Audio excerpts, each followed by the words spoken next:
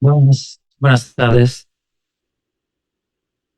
¿Se escucha? ¿En el Zoom se escucha? Hola, sí, sí, profe, se escucha.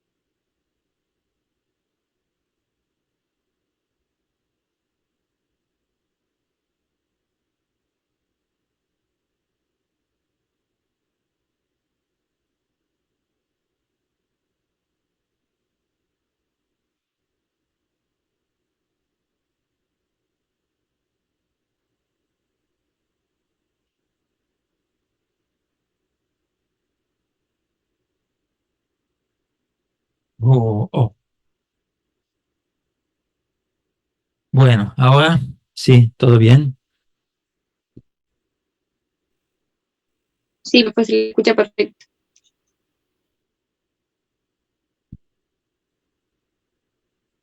Bueno,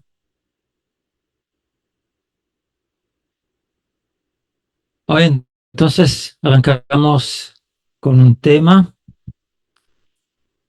Acá nos dejaron sin mesa, pero bueno, no importa. Y hoy arrancamos con la parte de neurofisiología, de neurociencias. Este módulo va a abarcar 2 semanas y entonces se va a extender por una clase más. Y luego habrá otros módulos, o sea, es una parte larga del curso, la parte de neuroanatomía, neurofisiología y claramente también la parte de histología del sistema nervioso. Y entonces es una parte central del curso y es una parte bastante importante. Y bueno, importante un poco para todos, ¿no? Porque lo que cursan en la trayectoria de medicina, obviamente, para lo que cursan en la trayectoria de psicología también y de tecnología médica. Y obviamente bueno, entonces, primero vamos a empezar esta parte hablando del sistema nervioso central. ¿Qué es el sistema nervioso central? Mm, hoy voy a darle algunas herramientas para entender la neurofisiología y entonces voy a empezar con algunas cosas que no encontraron en el teórico, si lo miraron, pero lo van a encontrar más adelante. Entonces hoy le voy a dar algunas bases para entender lo que va a seguir. Primero le quiero un poco enmarcar en dónde estamos. El sistema nervioso central a veces se confunde con el cerebro. En realidad no es solo el cerebro. Tenemos varios niveles ahí que están marcados ahí. Hay un nivel que se llama nivel medular, o sea, todo lo que es la médula, o sea, la parte que se encuentra en en la parte dorsal del cuerpo, eh, adentro del sistema de vértebras. la médula espinal es parte del sistema nervioso central. Y hay un nivel subcortical y un nivel cortical, y acá estamos dentro en el encéfalo, ¿no? En el cerebro. Y hay un nivel subcortical que es una partícula que está a indicar algo que se encuentra por debajo de algo. Entonces, subcortical está por debajo de la corteza. Y la corteza es la parte más superficial del cerebro. Y es el nivel cortical. La corteza, generalmente se piensa la corteza como algo donde ocurren algunas de las tareas que cumple el cerebro de elaboración de información, y en realidad es eso.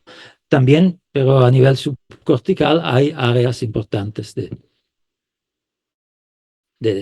este tipo. Y no olvidamos, ¿no?, de la médula, que es parte del sistema nervioso central, o sea que no es que todo lo que está fuera de la cabeza es periférico, no. El sistema nervioso central se extiende por toda la médula, y los nervios que parten de la médula, ahí sí empieza la parte periférica que vamos a ver un poco más adelante.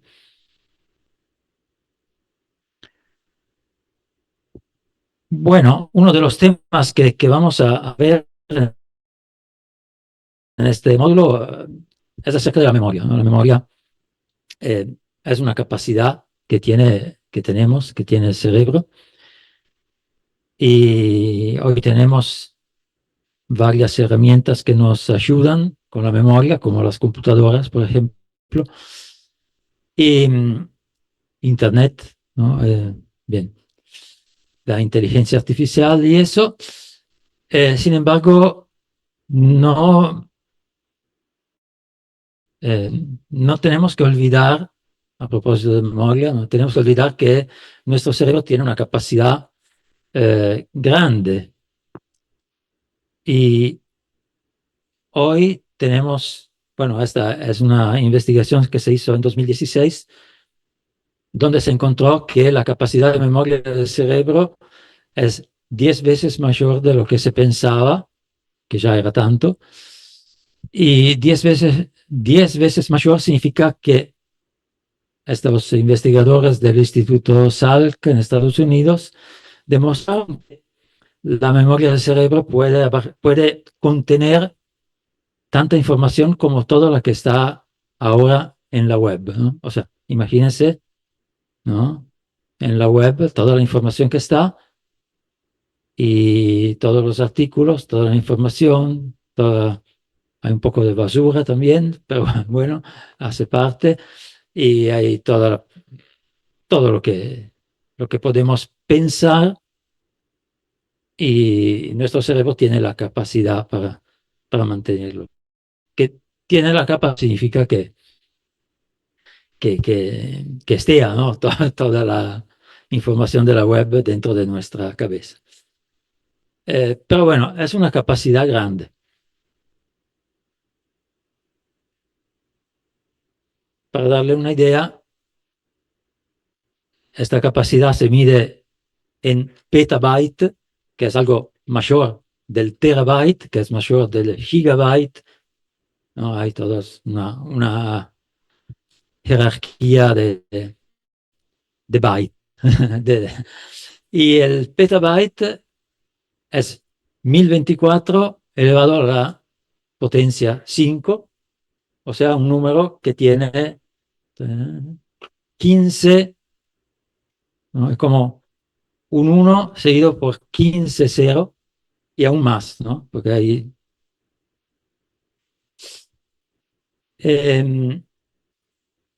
entonces, bueno,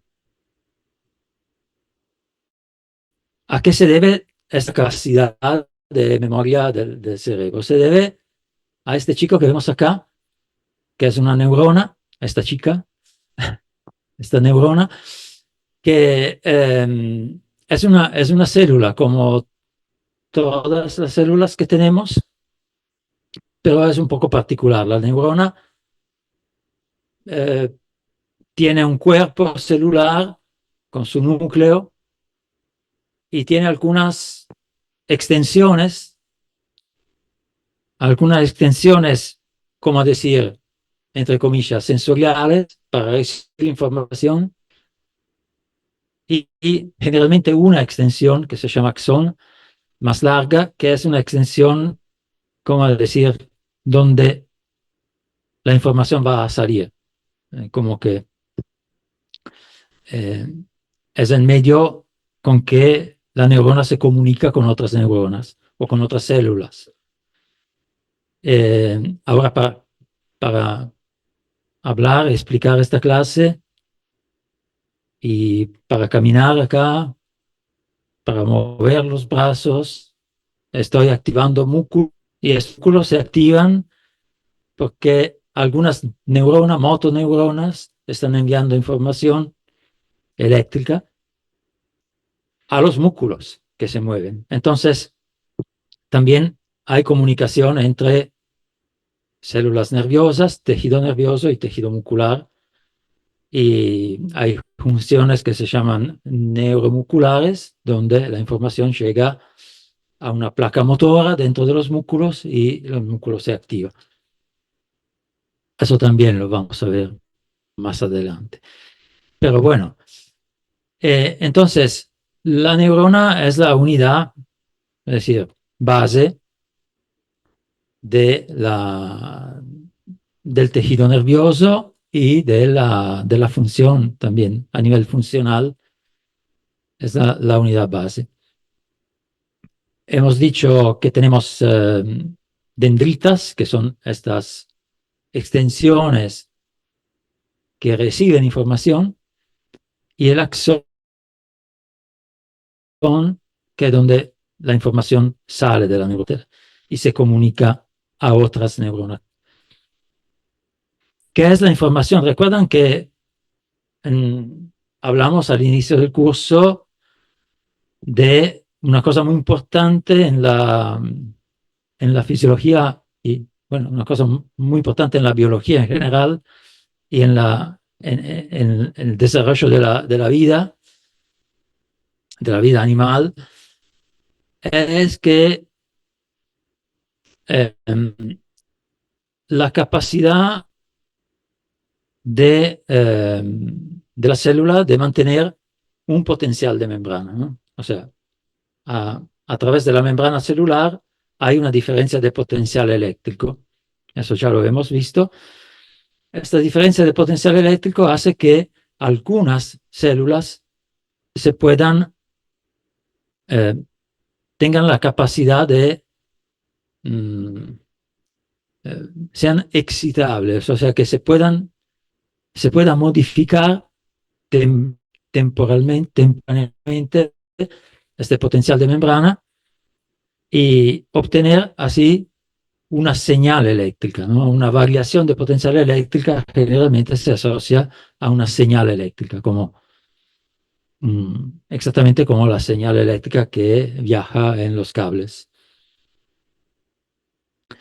Y acá, en lugar de viajar en los cables, viaja a lo largo de axones o de dendritas, o sea, de extensiones que son más o menos como cables, ¿no? Si tenemos algunas neuronas que tienen un axón muy largo, ¿no? O sea, nervios que tienen un cuerpo celular cerca de la médula, a nivel lumbar, y su extremidad, las extremidades de sus axones están hacia los pies, ¿no? O sea, un cable realmente, realmente largo. Bien, entonces, el potencial de membrana o se puede variar en el tiempo. Esta variación en el tiempo de potencial de membrana puede se pueden realizar eh, señales eléctricas, y esta señal eléctrica se llama generalmente se llama, esta señal se llama potencial de acción, y el potencial de acción es una señal que puede viajar a lo largo de un axón y se puede pasar de una célula a otra, siempre que la otra célula tenga esta capacidad de ser excitable, o sea, de poder recibir una señal eléctrica y propagarla, o sea, transmitirla. Y acá vemos en este dibujo, por ejemplo, arriba hay esta mancha roja en una dendritas, que es de donde llega la señal. La señal se difunde en el cuerpo celular y como se ve en el medio, y cuando llega cerca del axón, se producen esta, o sea, esta señal empieza a viajar a lo largo del axón. Todo eso en un tiempo muy, muy rápido. Bueno, ¿qué es un potencial de acción? ¿Qué es esa señal eléctrica? Y el potencial de acción es una despolarización de la membrana celular. ¿Por qué hablo de despolarización? Porque, bueno, sabemos que así, a través de una membrana celular, la membrana celular está polarizada, o sea, hay una diferencia de potencial, esto lo hemos dicho, repetir no hace mal, ¿no? Entonces, hay una diferencia de potencial, esta diferencia de potencial es negativa, significa que en el lado eh, interior de la célula, hacia el citoplasma, hay un potencial negativo y entonces hay una polarización, ¿no? El hecho que exista esta diferencia de potencial a través de una membrana determina que la membrana está polarizada, o sea, tiene una polaridad negativa al interior, positiva al exterior. Entonces, una señal eléctrica es una señal que despolariza la membrana, o sea que si la membrana tiene una polaridad negativa, hemos dicho, una polarización negativa al interior, la despolarización significa que se reduce este nivel de polarización. O sea, ahí lo vemos, la línea roja que va en el tiempo, ¿no? En el eje horizontal tenemos un tiempo en milisegundos, o sea, milésimos de segundos, y tenemos un potencial de membrana que es menos 70 milivoltios de reposo, a decir, ¿no? Potencial de reposo. Llega un momento, un poco después de un milisegundo, ahí en esta escala, donde la línea roja, la señal, de menos 70 va hacia cero y hacia valores positivos. Ahí está más 40. Bien, esta es una despolarización, porque cuando el potencial es cero, no hay polarización, o sea, tenemos una despolarización. Y podemos decir que hay también, ahí se ve, hay una inversión de polarización, ¿no? O sea que de potencial negativo va a pasar a positivo. ¿Y qué pasa en un ratito, no? Porque ahí tenemos que pensar que el tiempo se mide en milésimos de segundos. Pasa que de repente la polarización vuelve a sus valores de reposo. O sea, tenemos esta despolarización, este pico, y luego se vuelve a la condición de reposo. Ahí ven que cuando vuelve a reposo, la línea roja va por debajo del potencial de reposo. O sea que hay podemos decir, una hiperpolarización, que significa una polarización más alta de lo usual, pero despacio, bueno, no tanto despacio, ¿no? Porque todo eso se ocurre en 7 milisegundos, o sea que ni siquiera el tiempo de decir, eso, y, y vuelve al potencial de reposo. Bueno, Profe, todo bien. Sí. ¿Sí? una consulta. ¿Podrías repetir cuándo sucede esta despolarización de la membrana? ¿No lo entendí? Eh, ¿Puedes repetir, disculpa? Ah, sí. No, digo, si podrías repetir cuándo sucede esta despolarización de la membrana. Sí, ahora voy con eso, sí. Bien.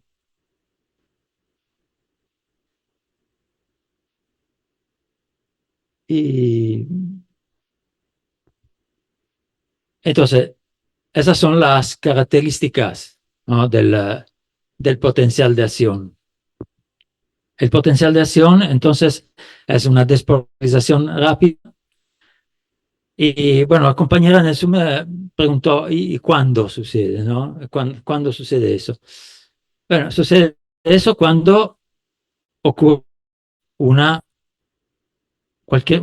algún tipo de fenómeno. Y, por ejemplo, eso lo vamos a ver, por ejemplo, cuando enfrentaremos la parte sensorial, pero cuando un receptor recibe una información desde el ambiente, por ejemplo, nuestros ojos, que estamos viendo cosas, o estamos escuchando, por ejemplo, nuestro aparato auditivo, ¿no? Estamos escuchando. Cuando llega un estímulo exterior, este estímulo genera una despolarización de la membrana. ¿Cómo la genera? Hay varias formas, químicas, mecánicas, eh, fotoeléctrica, por ejemplo, en el caso de la visión, mecánicas, en el caso del oído, ¿no? Porque las ondas sonoras es un fenómeno mecánico, ¿no? Son oscilaciones de ondas en el aire que mueven a nivel mecánico células dentro del aparato auditivo. Pueden ser químicas, pueden ser de temperatura, por ejemplo, receptores de calor o de frío, o sea, pueden ser de varia naturaleza. Y por supuesto, señales eléctricas, o sea, una neurona puede recibir un estímulo de otra neurona. Llega una señal eléctrica y que puede pasar de una célula a otra. Generalmente, y eso lo vamos también a ver un poco más en detalle, generalmente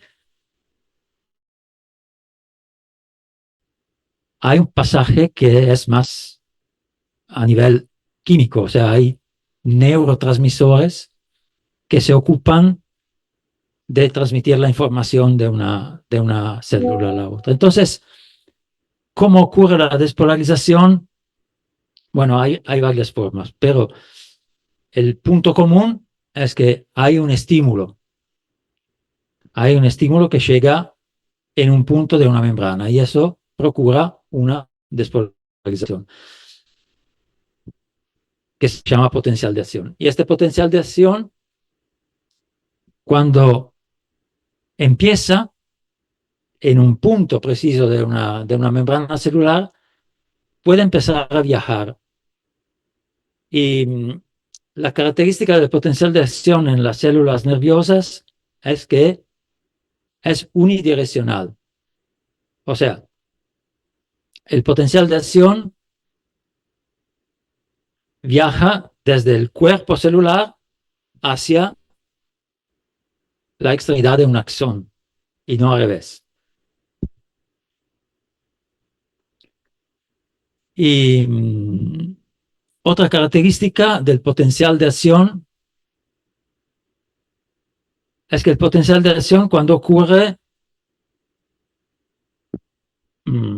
responde a la ley que llamamos ley del todo o nada. O sea, si el estímulo es bastante fuerte, se genera un potencial de acción. Si el estímulo no llega a ser bastante fuerte, no ocurre este fenómeno. No se genera el potencial de acción. O sea, o se genera o no se genera. Y cuando se genera siempre de la misma forma.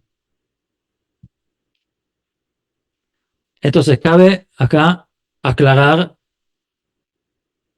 para no confundir mucho, la diferencia entre despolarización y potencial de acción, ¿no? Porque ahora quizás quede un poco confundida. Una despolarización es un fenómeno eléctrico a través de la membrana y puede ocurrir siempre por estímulos. Y un potencial de membrana se puede despolarizar de diferente forma. En algunas células, y generalmente la despolarización de membrana es un fenómeno que puede ocurrir en cualquier tipo de células, ¿no? O sea que todas las células de los seres viventes tienen una membrana polarizada y entonces en todas las células puede ocurrir en alguna forma una despolarización de la membrana. Sin embargo, en las células que tienen la propiedad de ser excitables, esta despolarización puede tomar la forma del potencial de acción, ¿no? O sea, espero que con esta aclaración quede un poco más claro este punto. O sea que el potencial de acción es el resultado de una despolarización y este resultado se puede producir si se cumplen algunos requisitos. O sea, la despolarización tiene que llegar a un nivel adecuado para que se realice el potencial de acción. Y este nivel se llama umbral. Por ejemplo, hoy vimos un potencial de membrana de menos 70 milivoltios.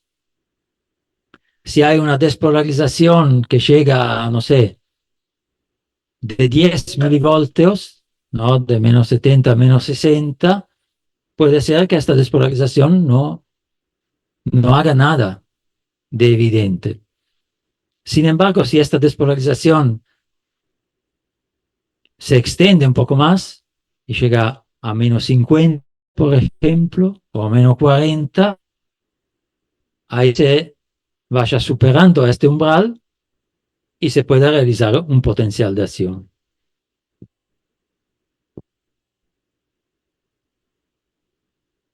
Es lo que vemos en esta imagen, en la gráfica a la derecha en bajo. Tenemos una línea punteada que está marcada como resting, que significa potencial de reposo, y hay un poco más arriba una línea punteada donde está marcada como threshold. Threshold significa umbral, y vemos que la curva roja se empieza a desplazar hacia arriba en el tiempo, despacio, hasta que llega a esta línea punteada de umbral. Y cuando llega al umbral, hay de repente una despolarización muy rápida, ¿no? Lo ven ahí. Que al inicio la despolarización sigue un poco lenta, el umbral, y de repente hay una subida rápida, ¿no?, de la despolarización. Bueno, cuando se llega a este umbral, la despolarización va en automático, es decir, y siempre de la misma forma. Entonces no es gradual, no se puede medir el nivel de potencial de acción. No, el potencial de acción o existe o no existe, o es 1 o es 0, exactamente como en el código binario que se utiliza en las computadoras, ¿no? La señal, hay señal 1, no hay señal 0. Y bueno, conserva su misma forma, ¿no? Esto significa ley del todo nada, que o existe o no existe, y conserva su misma forma.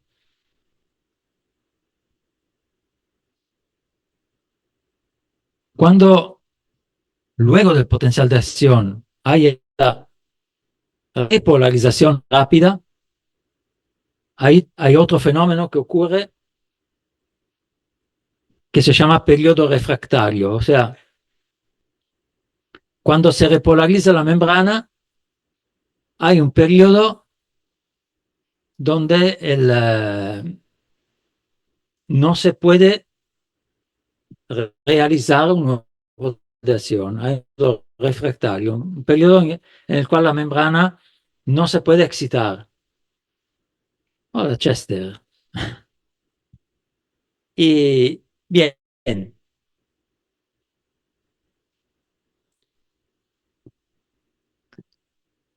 y bueno, eso es bastante importante para lo que va a seguir. Bien.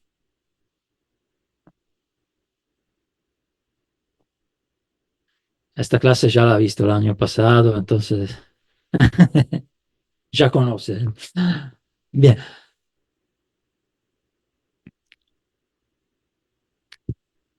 Bueno, dejamos un poco.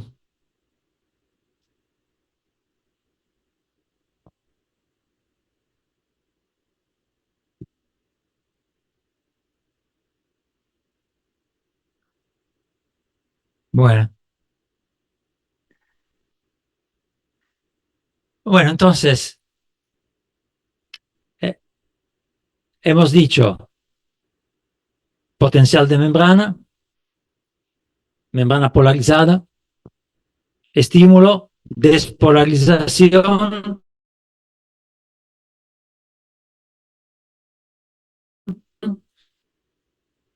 despolarización rápida y repolarización rápida. ¿Cómo pasa todo eso? O sea, en realidad, ¿qué es una despolarización y una repolarización? Bueno, ya sabemos que el potencial de membrana se mantiene gracias a ¿cómo decir?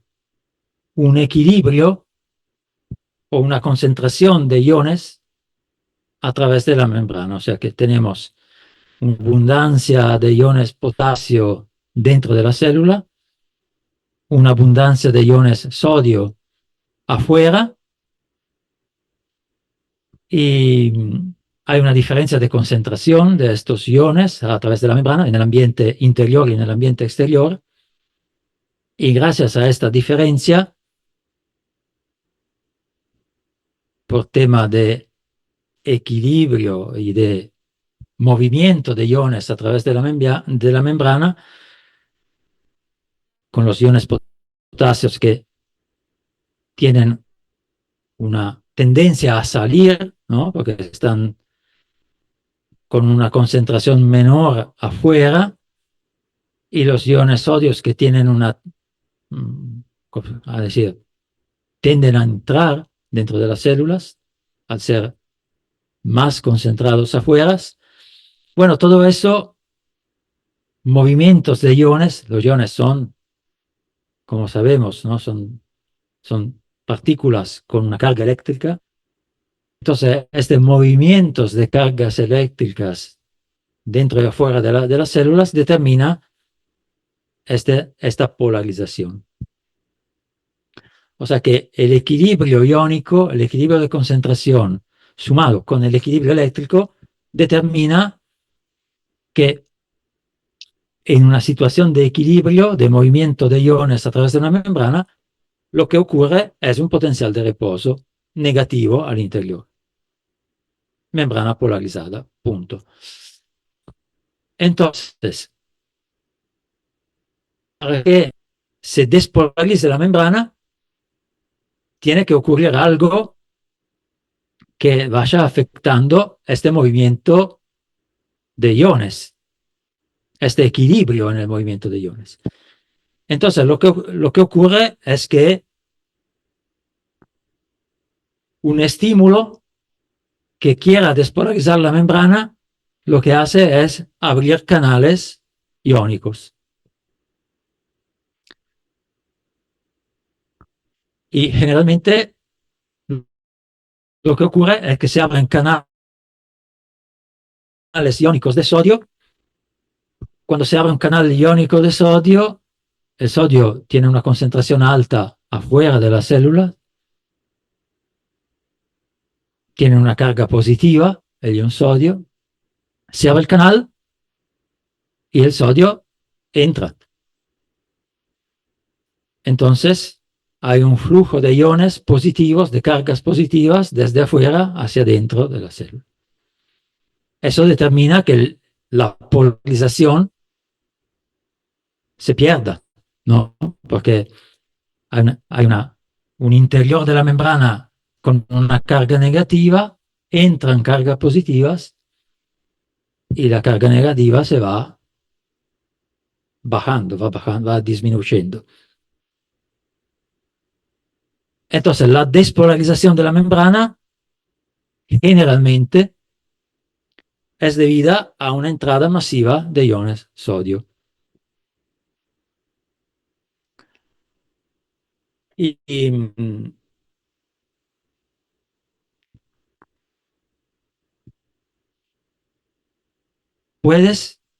Hemos dicho que hay un periodo donde la despolarización es lenta y un periodo de subida rápida de la despolarización. Puedes que un estímulo, por ejemplo un estímulo mecánico, vaya abriendo algunos canales de sodio, la membrana se empieza a despolarizar. Cuando llega al umbral, ¿qué pasa? Que existen canales de sodio que son así llamados voltaje dependiente. O sea que esos canales abren las puertas cuando el potencial llega a este umbral exactamente. O sea que hasta cuando el potencial es más negativo del umbral, la puerta se queda cerrada. Cuando el potencial de membrana llega al umbral, estos canales voltaje dependiente es como que automáticamente se abren, son muchos, hay una abertura así masiva de puertas y hay una entrada masiva de iones sodio. Y eso determina esta subida repentina, ¿no? Esta subida rápida del potencial. Incluso entra más sodio de lo que, o sea, no que entra más sodio, pero hay una entrada masiva de sodio. El potencial supera el cero y va hacia valores positivos. Y el potencial de equilibrio del sodio, ahora no lo recuerdo así de memoria, a propósito de memoria, pero tiene valores positivos, ¿no? Entonces el sodio trata de llegar a su equilibrio. Bueno, ¿qué pasa? Pasa que estos canales de sodio voltaje dependiente se llaman canales rápidos. ¿Por qué? Porque se abren y se cierran bastante rápidamente. Entonces, la puerta se abre, pero no queda abierta mucho tiempo. Y otra cosa es que cuando el potencial llega a valores positivos, o sea, cuando la membrana está despolarizada y se va a polarizar positivamente, hay el otro ion, el potasio, que dice, ¿y yo qué hago ahora? Y el papel del potasio es tratar de reportar el potencial a los valores de reposo. Y por eso existen canales de potasio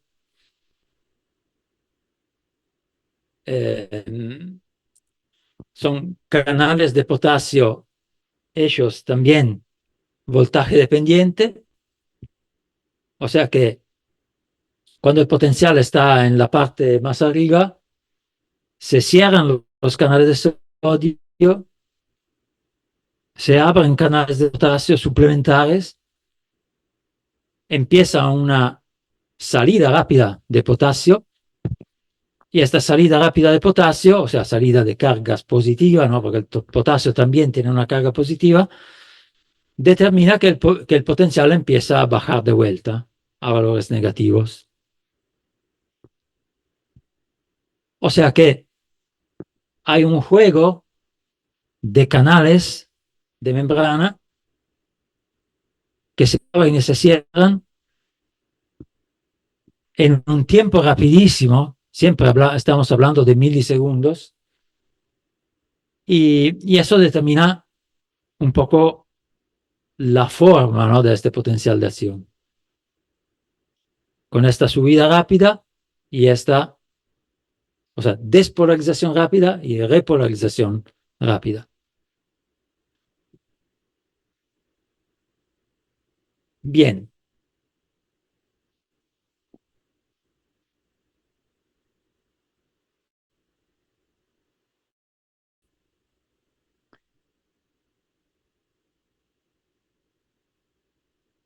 Bueno, acá hay una pregunta así que surge de este hecho, y el tema es este, ¿no? O sea, el potencial de acción, hemos dicho, es un fenómeno de 1-0, sin embargo, nuestros sentidos o nuestra forma de percibir, nuestra forma de comunicar y de recibir información es una forma que tiene varios, es decir, 1-0 significa o blanco o negro, ¿no?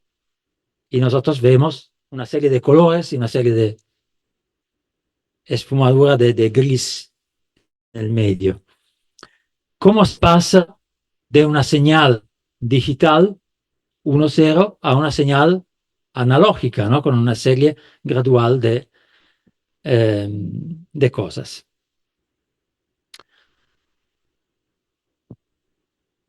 Bueno, primero,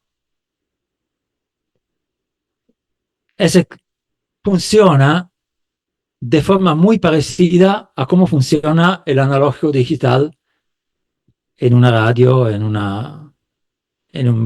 un medio eléctrico tecnológico, es decir. O sea que acá también, ¿no?, en la computadora, la información viaja por 1 y 0.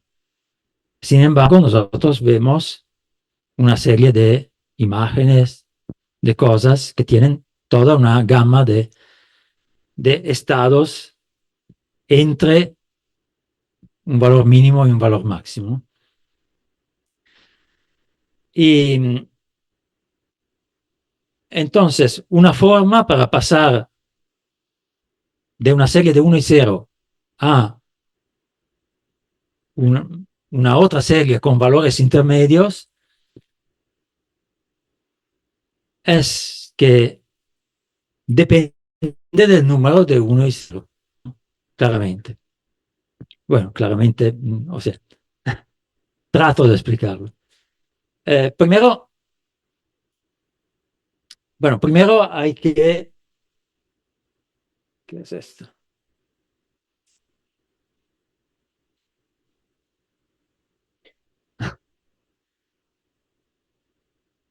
Primero hay que entender, bueno, esto ya lo explicamos, o sea, que cuando el estímulo está, un estímulo chico, acá abajo tenemos los estímulos y arriba en la parte verde tenemos el resultado. Un estímulo chico determina una despolarización, ¿no? Estas curvas verdes, las primeras dos, son despolarizaciones que no generan ningún tipo de respuesta a nivel de potencial de acción. Si el estímulo llega al umbral, que es la línea punteada, lo que ocurre es un potencial de acción. Si el estímulo es muy grande, igualmente se genera el mismo potencial de acción. O sea que el potencial de acción no puede, un singolo potencial de acción, observando un singolo potencial de acción, no se puede determinar la magnitud del estímulo.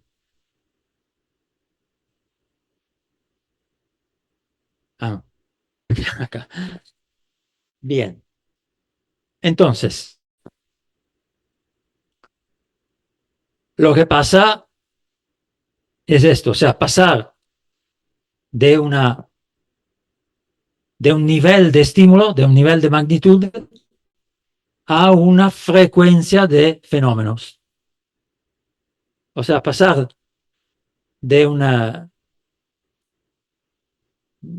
nivel de fuerza, de magnitud, a un dominio que se llama un dominio de frecuencias.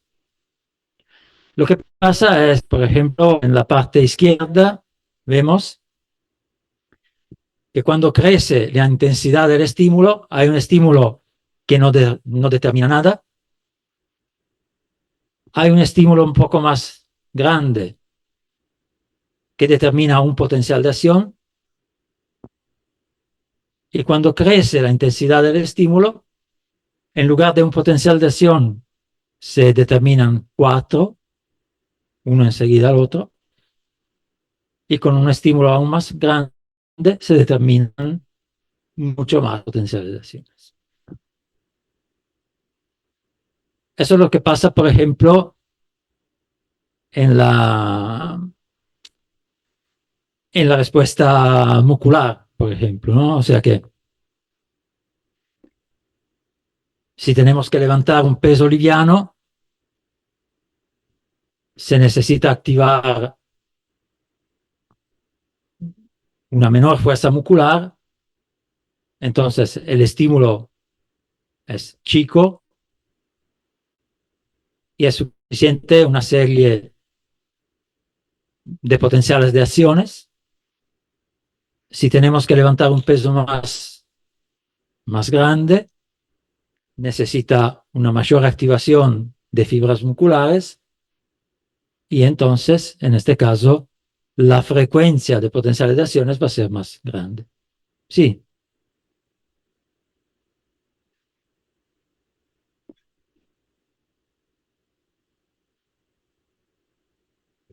Sí, puedes repetir que un poco más alto.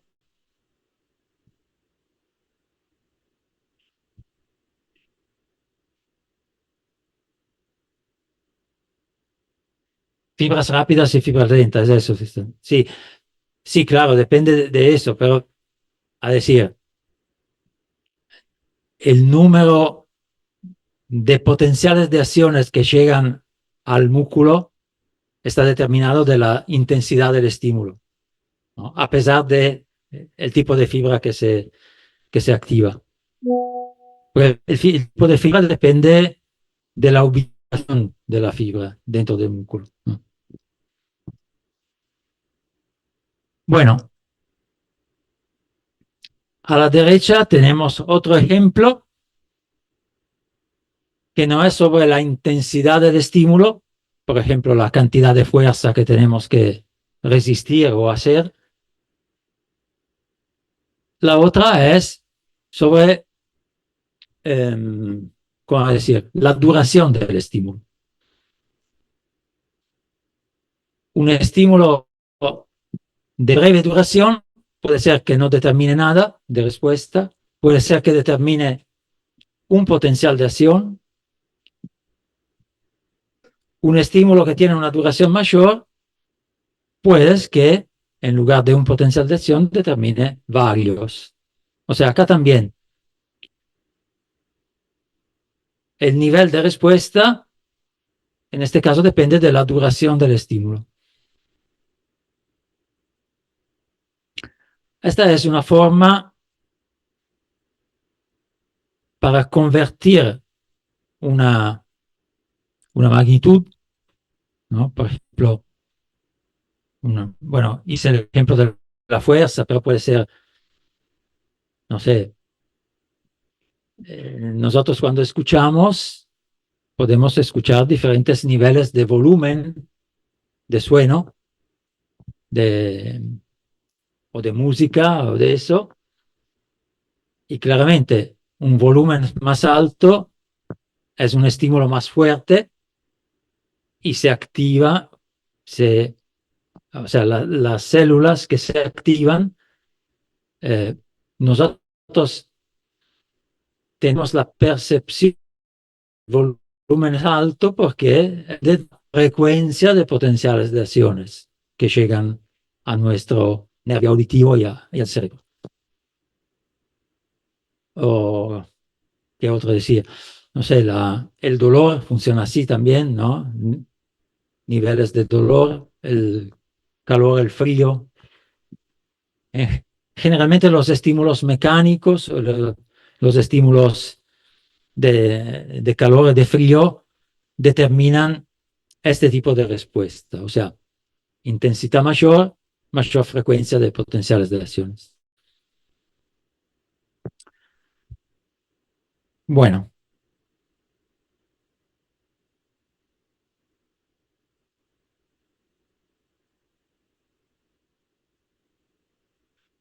Profe, disculpe, buenas tardes. Entonces, estos son respuestas ante estímulos determinados, ya sea de frío, calor, auditivo, lo que sea, ¿no? sí, o sea, ¿cuál era la pregunta? Disculpa. No, no, sí que esto que estamos viendo, entonces son respuestas ante determinados estímulos que sufre el cuerpo, ya sea auditivo, de calor, lo que sea, Ah, ¿no? sí, sí, sí. Está, perfecto, gracias. Bueno, esta de la conducción. No, una cosa donde quiero hacer un poco hincapié es eso. O sea, hemos dicho entonces que es una despolarización, diferencia entre despolarización y potencial de acción. El potencial de acción es esa señal que en la célula nerviosa viaja, tiene una direccionalidad y se puede transmitir. O sea que un potencial de acción no solo se determina por un estímulo, como los ejemplos que hemos visto, un potencial de acción se determina también por comunicación entre una célula excitable y otra célula excitable. Y eso ocurre a través de sistemas de uniones entre células excitables que se llaman sinapsis. O sea, la sinapsis es un punto de unión entre dos células y a través de la sinapsis un potencial de acción puede ser transmitido de una neurona a otra o de una neurona a un músculo, ¿no? Las células musculares también son células excitables. Y bueno, y eso está a la base de todo lo que pasa o sea, todo el flujo está a la base de la transmisión del flujo de información dentro del sistema nervioso, ¿no? Y entonces la información que hemos visto al inicio, esto petabytes de información que nuestro cerebro puede almacenar o elaborar, todo eso ocurre a través de señales que son potenciales de acciones,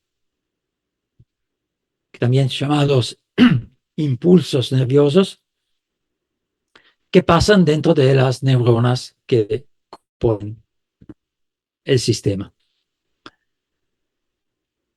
¿Cómo funciona una sinapsis? Bueno, una sinapsis sencilla se llama sinapsis eléctrica.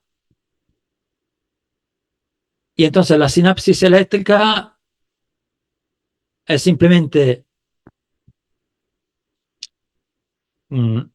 la terminal de un axón, que se llama también botón sináptico, se pega al cuerpo o al dendrita de otras neuronas,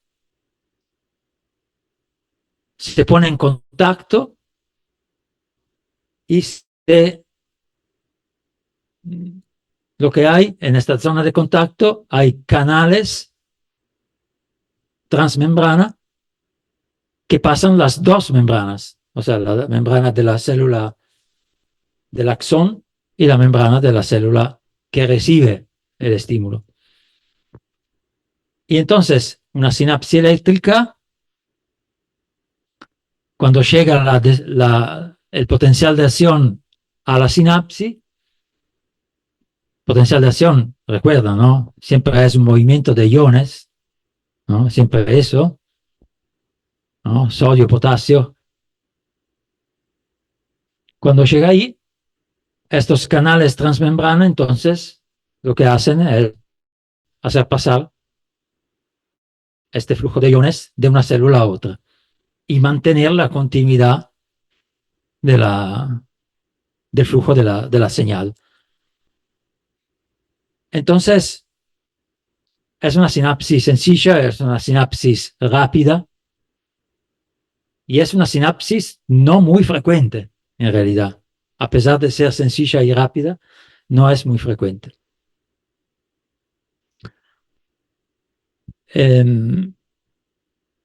La sinapsis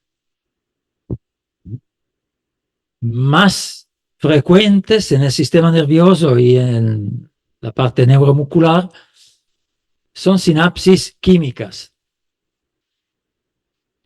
O sea que la señal, el potencial de acción que llega al terminal axónico, al botón sináptico, determina una emisión de neurotransmisores, o sea, de moléculas,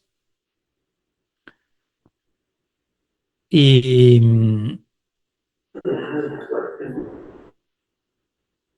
estos neurotransmisores se quedan en un espacio entre el axón, el terminal axónico y la membrana de la célula que recibe la señal,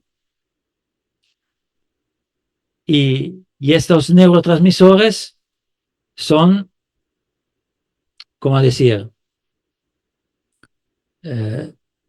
Son moléculas, son sustancias que o activan, generalmente activan, ¿sí? O sea, activan algunos canales. O sea que son mediadores químicos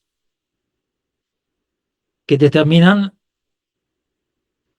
la activación de algunos canales y con eso favorecen o determinan el pasaje del estímulo de una célula a la otra. O sea, el potencial de acción llega al terminal axónico,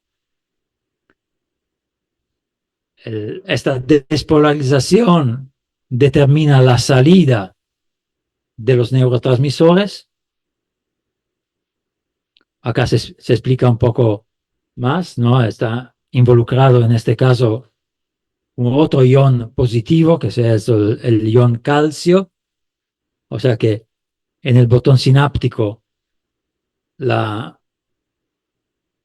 entrada del calcio, ¿no? Por esta despolarización determina la salida de estos transmisores, neurotransmisores.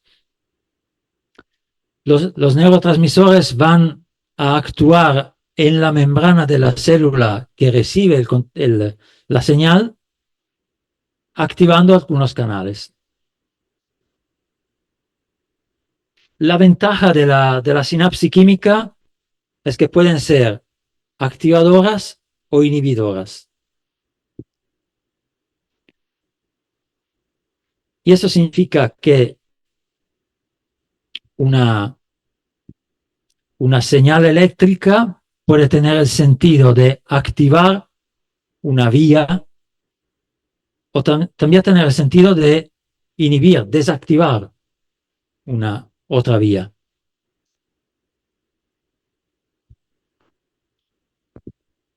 En práctico, eso funciona de forma sencilla. Imagínense que un neurotransmisor activa un canal y este canal es un canal de sodio. El neurotransmisor activa el canal de sodio, significa que el canal de sodio se abre, significa que el sodio empieza a entrar, significa despolarización. Eso es un caso de activación. La apertura de canales de sodio en las células que recibe la señal significa que esta célula, este punto se va a despolarizar y se empieza un otro potencial de acción. Pero imagínense que este neurotransmisor activa un canal y este canal es un canal de potasio. Bueno, si se activa un canal de potasio, eso significa que no ocurre una despolarización, al revés, que se inhibe una despolarización, porque tener abiertos canales de potasio suplementares significa que no hay forma para despolarizarlo. El potasio siempre tiende a salir de las células, entonces tiende a mantener la polarización negativa. Entonces, determinar una sinapsis activadora o inhibidora depende un poco de qué tipo de canales se activan.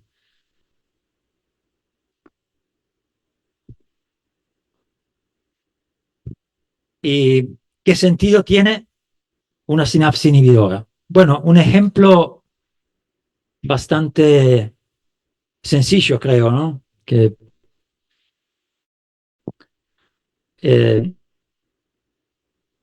imagínense que para ejecutar una acción motora tenemos que activar un músculo. Generalmente cuando se activa un músculo,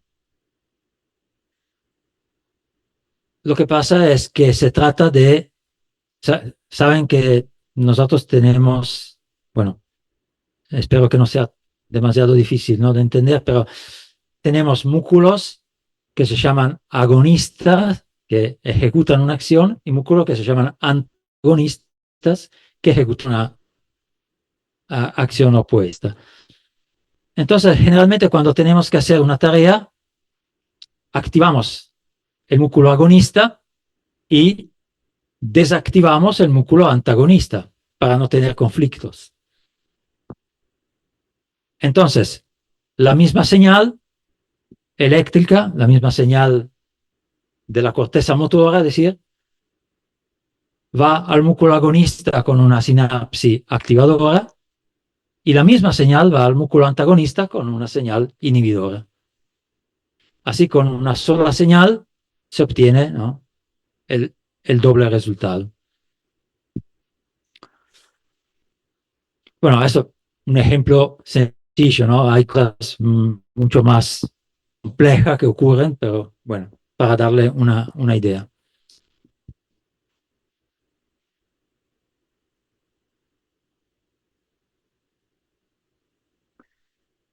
Y bien,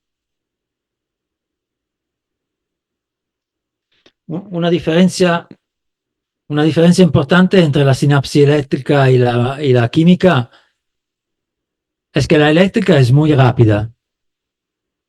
Acá a la derecha vemos que la respuesta de la sinapsis eléctrica es casi simultánea, ¿no? El potencial de acción que llega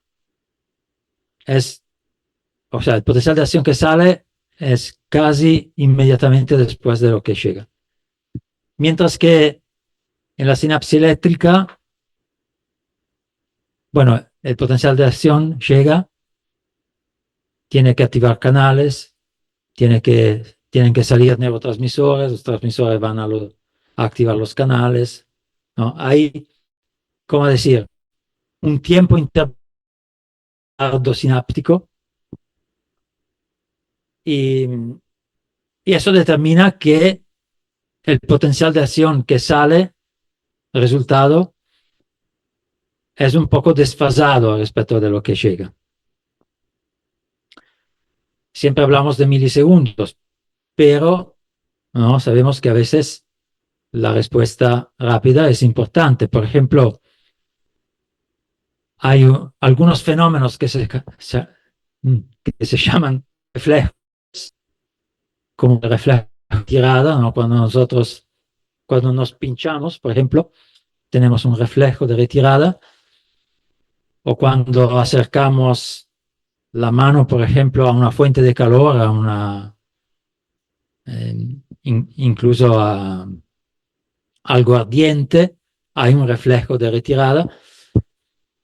Y acá el tiempo es muy importante, ¿no? Porque una demora puede significar lastimarse. Y entonces ahí el retardo sináptico es algo que cuenta.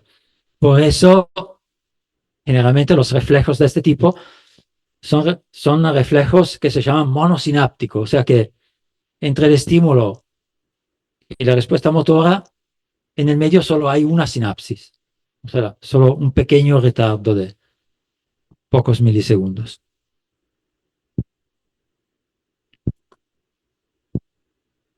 Bueno, ¿cómo vamos? Vamos.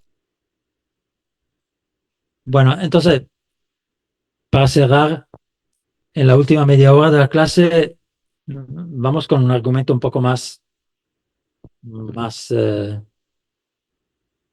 o sea, no tan pesado como este, espero.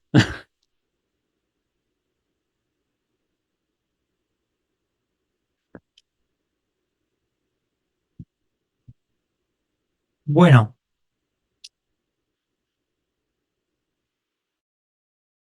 hemos dicho, espero que ahora ¿qué pasa? Espero que ahora tengan un poco una idea, ¿no? De cómo funciona la transmisión nerviosa, de qué es una neurona, y le quiero hablar en esta última media hora, y después la semana que viene prometo una clase un poco más con cosas interesantes sobre el sistema nervioso siempre. Le quiero hablar de las neuronas espejo. Las neuronas espejo es un tipo de neuronas que se descubrieron hace poco. Ahí vemos nuestro rector, ¿no? Arim, con Giacomo Rizzolatti, que fue un neurofisiólogo el neurofisiólogo que descubrió las neuronas espejos. Estuvo acá en Uruguay en 2019. Y bueno, una historia de maní. ¿Por qué una historia de maní?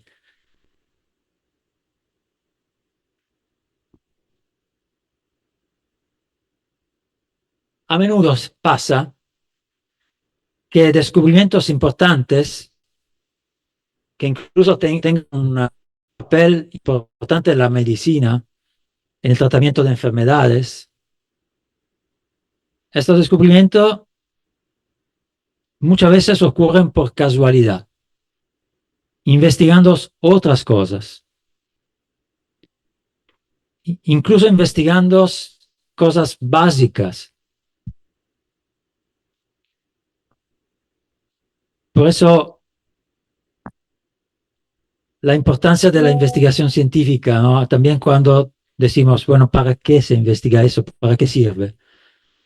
Bueno, en realidad, muchas veces no sabemos para qué sirve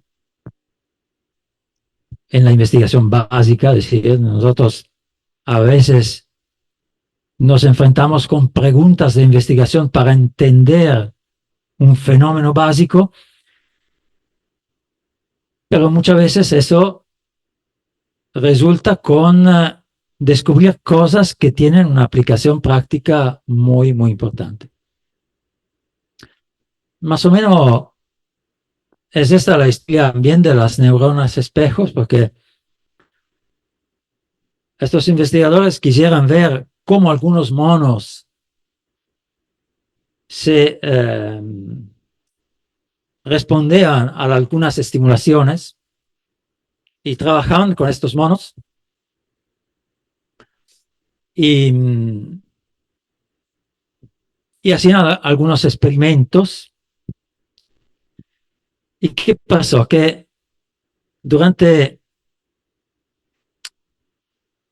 eso es lo que se cuenta, ¿no? Que tenían un registro de actividad de neuronas de los monos durante algunas actividades.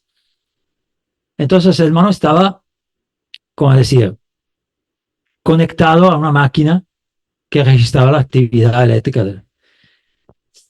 Y en Italia era el experimento, ¿no? Sabes que en Italia, cuando se trata de almorzar, es un momento de sacralidad, ¿no? O sea que en cualquier laboratorio, cualquier tipo de experimento se interrumpe porque hay que almorzar. Tenemos que almorzar. Entonces, una vez en esta pausa para almorzar, se olvidaron de desconectar la máquina. Entonces la máquina estaba registrando, el mono estaba ahí y estaban, después de almorzar, estaban justamente así, comiendo algunos maní.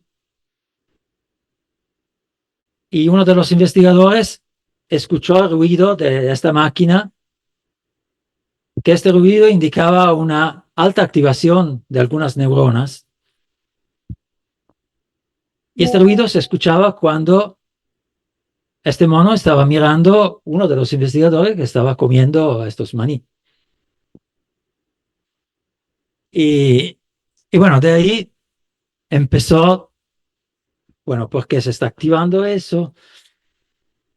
Porque es ¿cómo decir? Estaban monitoreando la corteza motora. Entonces el mono no estaba haciendo nada de motor. Sin embargo, tenía esta activación de corteza motora simplemente porque estaba mirando ni siquiera otro mono, estaba mirando uno de los investigadores que estaba comiendo. Entonces empezaron de ahí esta investigación y descubrieron que en una región cerca de la corteza motora, que esta región la llamaron después F15, y tenemos algunas neuronas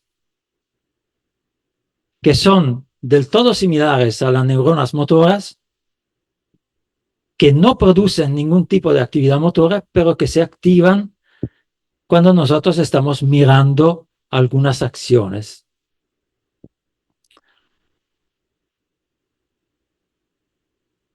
Y bueno, entonces, acá tenemos que una neurona espejo está quieta cuando el mono no está haciendo nada y no está mirando nada. Una neurona espejo se activa cuando el mono agarra, por ejemplo, una comida. Y la misma neurona espejo se activa, la misma neurona espejo se activa cuando el mono mira otra persona hacer la misma acción, o sea, de agarrar esta comida. Profe, Sí, se activan las neuronas corticales, ¿no? En ese... es una neurona de una particular área, sí, de la corteza, sí.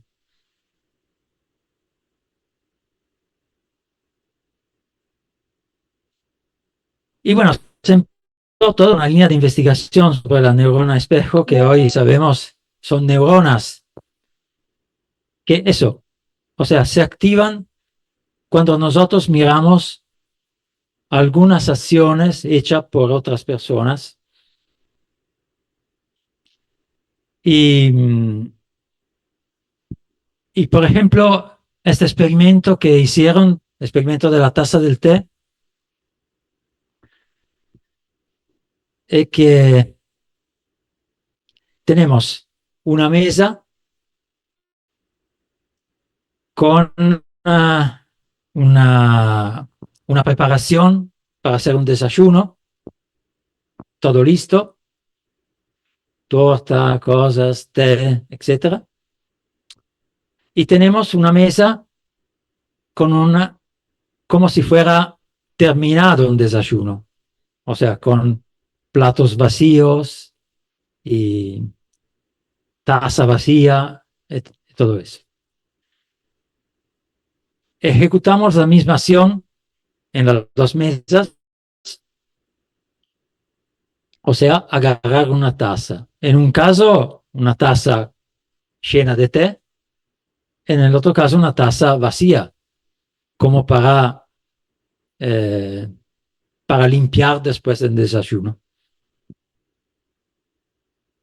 Lo que se descubrió es que estas neuronas espejos se activan un poquito si nosotros miramos una acción de agarrar una taza sin nada, como en el medio, que se activan mucho cuando nosotros agarramos una taza con la intención de beber una taza llena, y se activan poco, o sea, una baja respuesta, cuando nosotros agarramos una taza con la intención de limpiar. O sea, para la neurona espejo es mucho más interesante beber, porque es algo que responde a una necesidad de sobrevivencia, ¿no? Beber, que no limpiar. O sea, limpiar es una necesidad, pero no tan vital. Y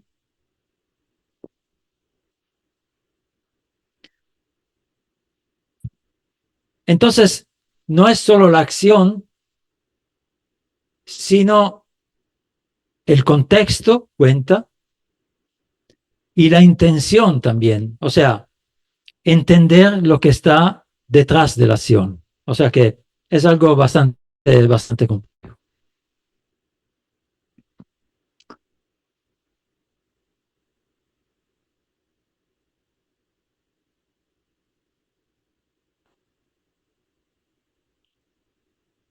¿Para qué sirven esas neuronas espejo? Bueno, se han hecho muchos tipos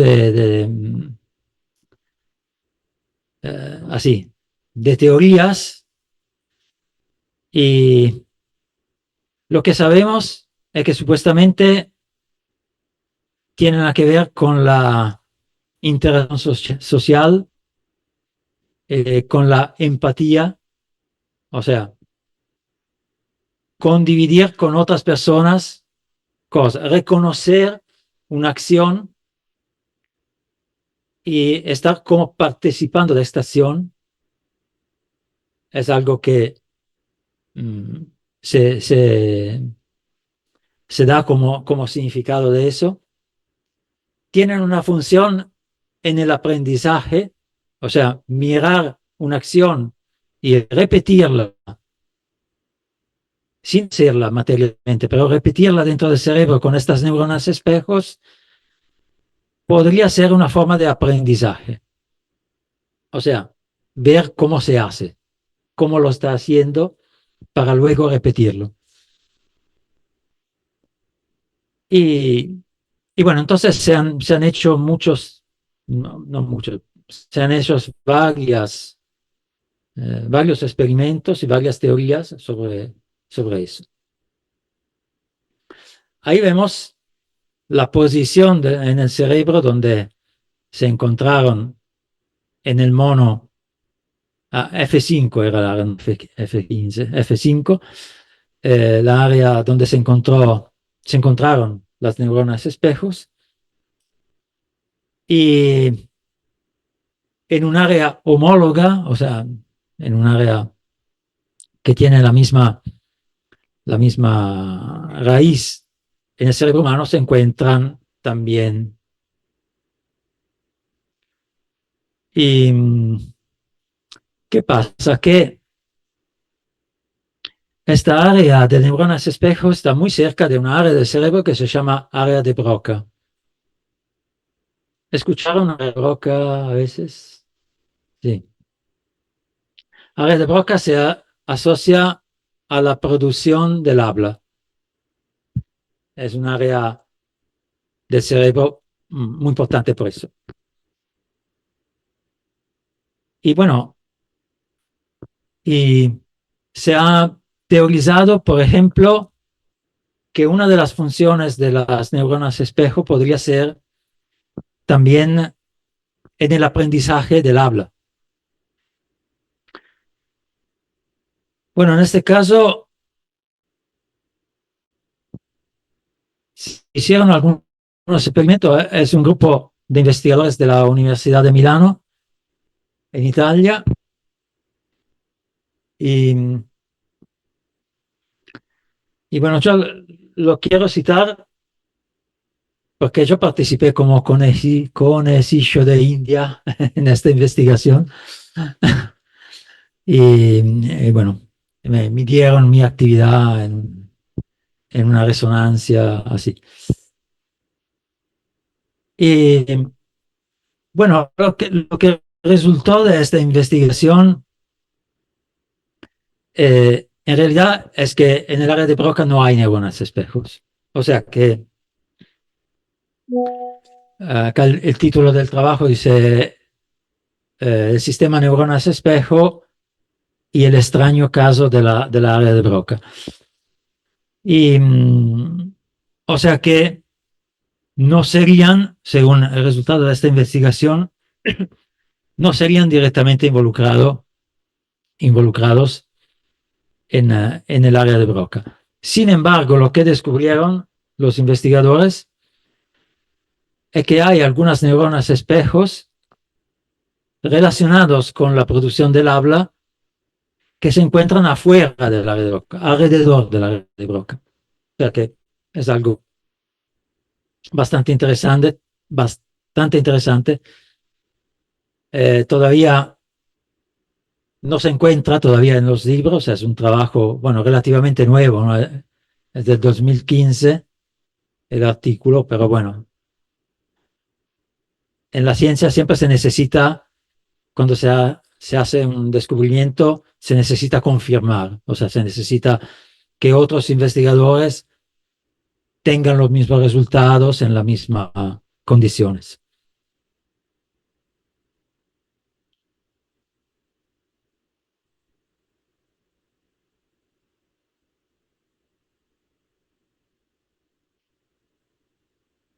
Bueno, entonces, existe todo un sistema de neuronas espejos en el cerebro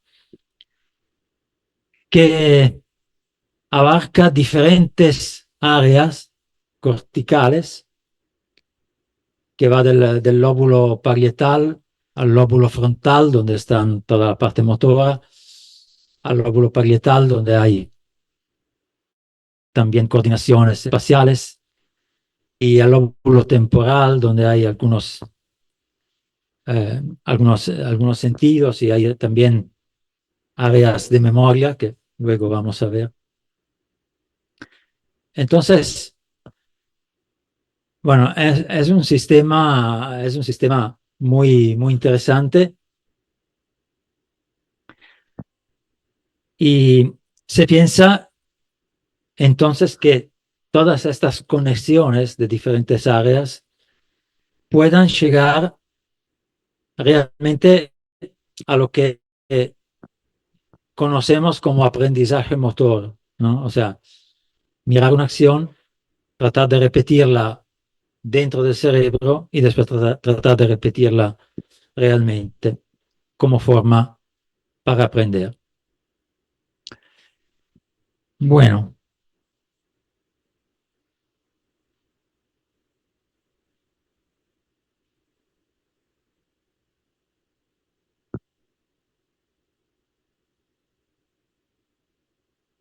en esta figura vemos un poco algunas de las áreas principales, ¿no? del cerebro, de la corteza. La área de Broca, que ya la hemos visto, la área motora, que está inmediatamente arriba, la área sensorial, la corteza sensorial, que está enfrente a la corteza motora, por el lado posterior, es decir, y todas las áreas así de coordinación espacial en la parte tal y de planificación de movimiento y pensamiento, elaboración de pensamiento en la parte frontal, y toda la parte de visión está en la parte más occipital, y la parte emocional está más en el lóbulo temporal, junto con áreas de memoria. Bueno, se lo comento porque tener en mente todo el mapeo, todas las áreas del cerebro es algo bastante complejo, pero hay algunas áreas importantes, como por ejemplo la de Broca, de formación de palabra, y la otra que vamos a ver otra vez, que se llama área de Wernicke, que es para la comprensión del lenguaje, junto con las dos cortezas, motora y sensorial. Estas son 4 áreas bastante, que sería bastante importante conocer más o menos la ubicación, ¿no? Que está ahí.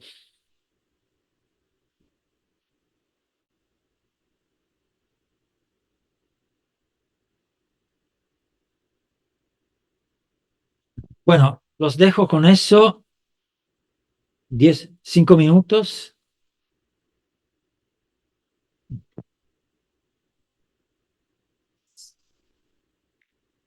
Y empezamos la clase con el tema de memoria, de la capacidad de memoria del cerebro. Quiero terminar la clase siempre con el tema de memoria. Hay esta frase, Principios de Psicología de James.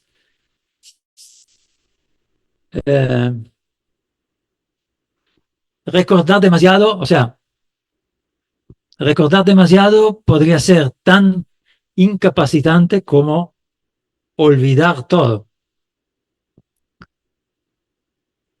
¿Están de acuerdo con eso?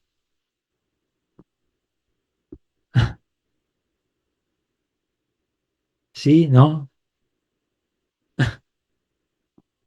Bueno, hay algunos casos,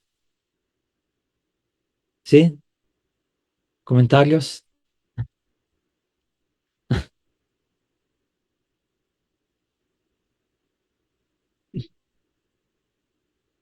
Hay algunos casos, bueno, este es un caso literario.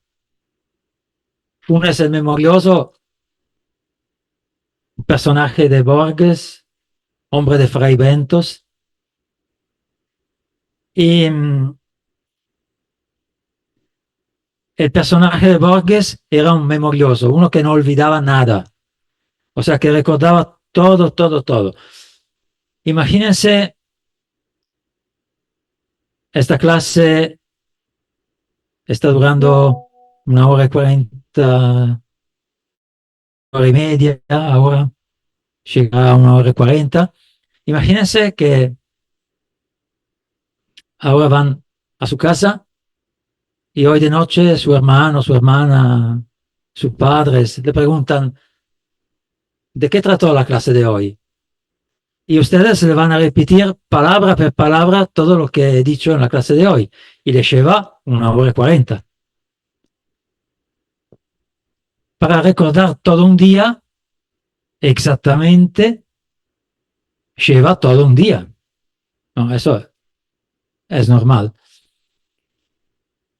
O sea que la capacidad de olvidar lo que no es necesario y de mantener la información básica es importante, ¿no? Porque a veces es difícil, a veces se sale de una clase, por ejemplo, o de una película, de cualquier tipo de información, eh, quizás olvidando algunas cosas. Sin embargo, también recordar todo palabra a palabra también es algo que no es tan funcional. Bueno, este caso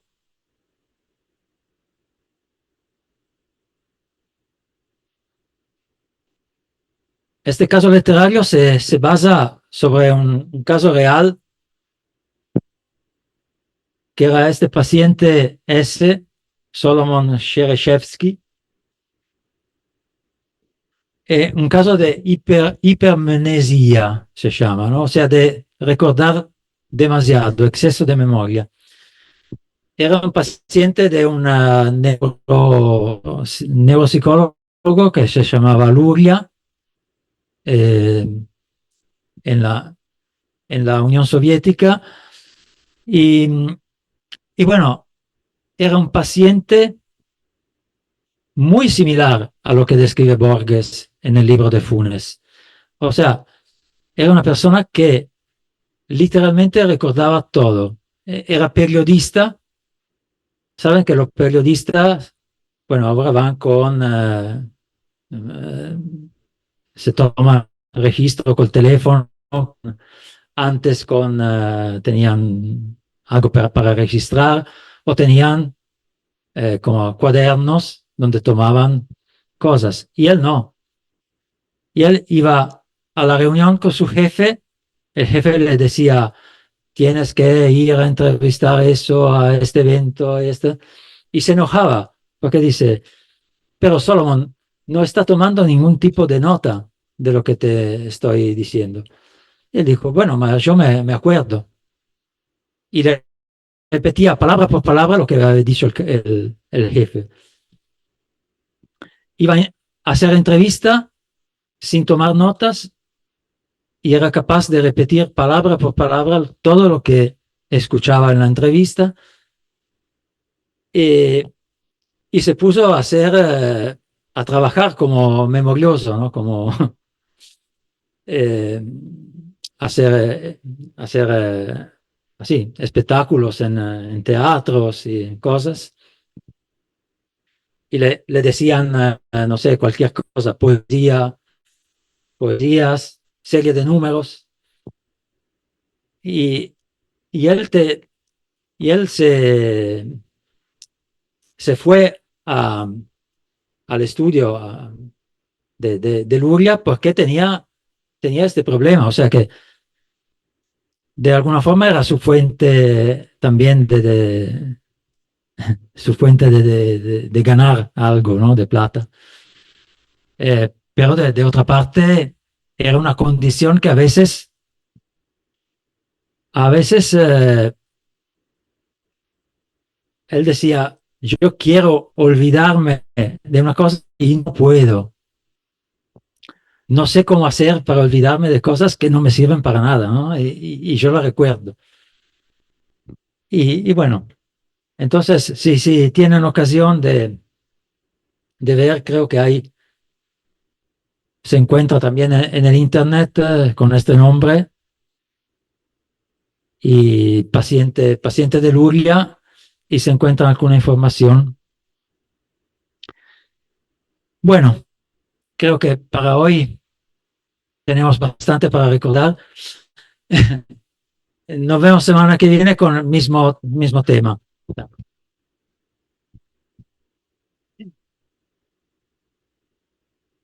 Profe, ¿van a colgar las diapositivas anteriores?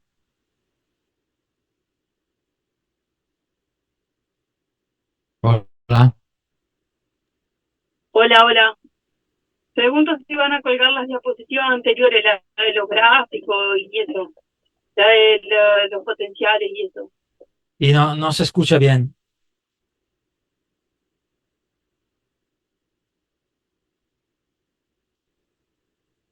Porque la puedes subir, porque no es manera. La clase anterior. Claro. La diapositiva que primero usé. Sí. Ah, sí, sí, sí. Ya. Dale, dale. Sí, sí, sí, Ya. sí. Quiero preguntar si va a subir la presentación a él o si ya está disponible. Sí, sí, la voy a subir. Sí, está. Muy interesante, la verdad. Ah, gracias. Bueno. Usted en teórico, yo soy. Más o menos donde estudiamos.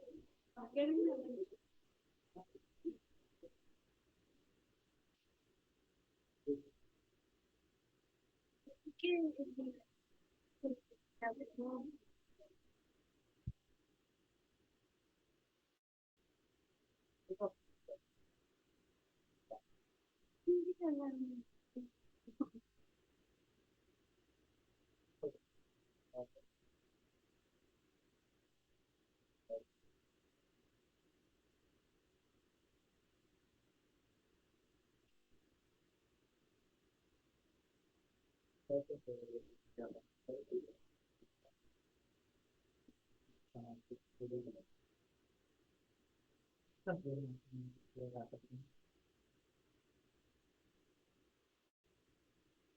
Gracias.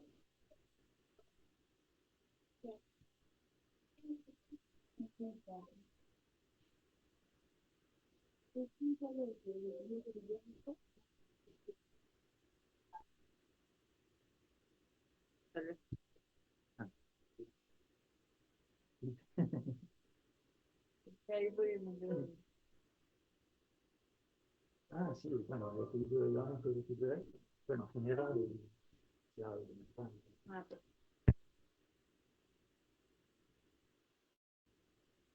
Gracias.